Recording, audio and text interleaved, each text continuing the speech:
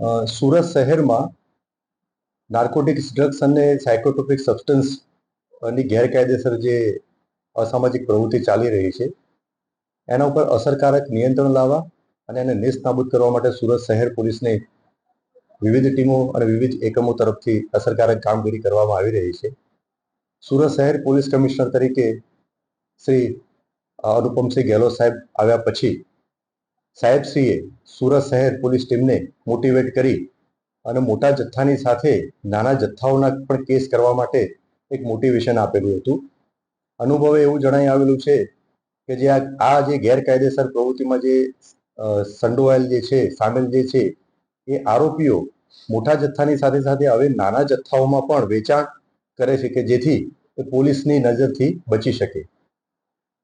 એટલે police commissioner સાહેબે સુરત શહેર પોલીસને વિવિધ રેન્કના અધિકારીઓને આ બાબતે મોટિવેટ કર્યા અને સૂચના આપી કે ભલે નાના હોય તેમ છતાં એ કેસો કરવાની વધારે ઇમ્પેક્ટફુલ રહેશે અને આ જે અસામાજિક પ્રવૃત્તિ જે છે એના ઉપર અસરકારક નિયંત્રણ આવી શકશે.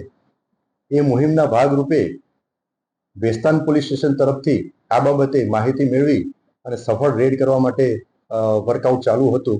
તે દરમિયાન વેસ્તાન પોલીસ સ્ટેશનના ડિસ્ટાફના police sub inspector Shri SG ચૌહાણને એક માહિતી મળેલી હતી. એ માહિતી આધારે વર્કઆઉટ કરવા માટે ડિસ્ટાફના પીએસઆઈ, એનો સ્ટાફ અને વેસ્તાન પોલીસ સ્ટેશનના પોલીસ ઇન્સ્પેક્ટર શ્રી દેસાઈ અને પંચો સાથે કાયદેસર કાર્યવાહી કરવા માટે જે માહિતી મળી હતી એ મુજબ વેસ્તાન 3 રસ્તા પહોંચ્યા. વેસ્તાન 3 રસ્તા પહોંચી અને જે બાતમી મળેલી હતી એ વર્ણનવાળા વાહનો આવ્યા અને એમને રોકી અને એમની ઝડપી કરતા એમાંથી ટોટલ 7 ઈસમો મળી આવેલા. એમની વારાફરતી પૂછપરછ કરવામાં આવી. 7 ઈસમો પૈકી 3 મહિલા હતા અને એમના અંગ ઝડપીમાંથી શંકાસ્પદ નાર્કોટિક્સ ડ્રગ્સ એટલે કે એમડી મળી આવ્યા. એનું પ્રાથમિક પરીક્ષણ કરવા માટે સ્થળ ઉપર એફએસએલ અધિકારીને બોલાવવામાં આવ્યા. સ્થળ ઉપર જરૂરી પરીક્ષણ કરી અને એફએસએલ અધિકારીએ અભિપ્રાય આપ્યો કે એ એમડી ડ્રગ્સ જે છે એ આધારે વેસ્તાન પોલીસ સ્ટેશનમાં ગુનો દાખલ થયેલો છે કુલ 7 આરોપીઓ વિરુદ્ધમાં. 7 આરોપીઓમાંથી 4 જેન્ટ્સ અને 3 મહિલા આરોપીઓ છે.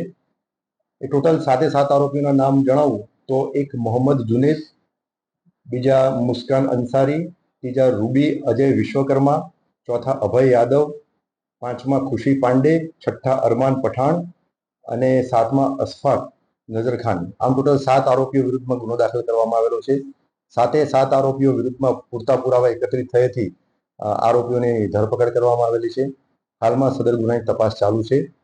સદર ગુનાની તપાસ અને આરોપીઓની પૂછપરછમાં એવું જણાઈ આવેલ છે કે આ આરોપીઓ દમણ ખાતે એમની બે વાહનોમાં બધા જવાના હતા અને આ આરોપીઓની પ્રાથમિક પૂછપરછમાં 2 ઈસમો કે જેમની પાસેથી આ એમડી ડ્રગ્સ લાવેલા એ ઈસમોને પણ વોન્ટેડ તરીકે બતાવવામાં આવેલા છે. એમાંથી એક આરોપી સમીર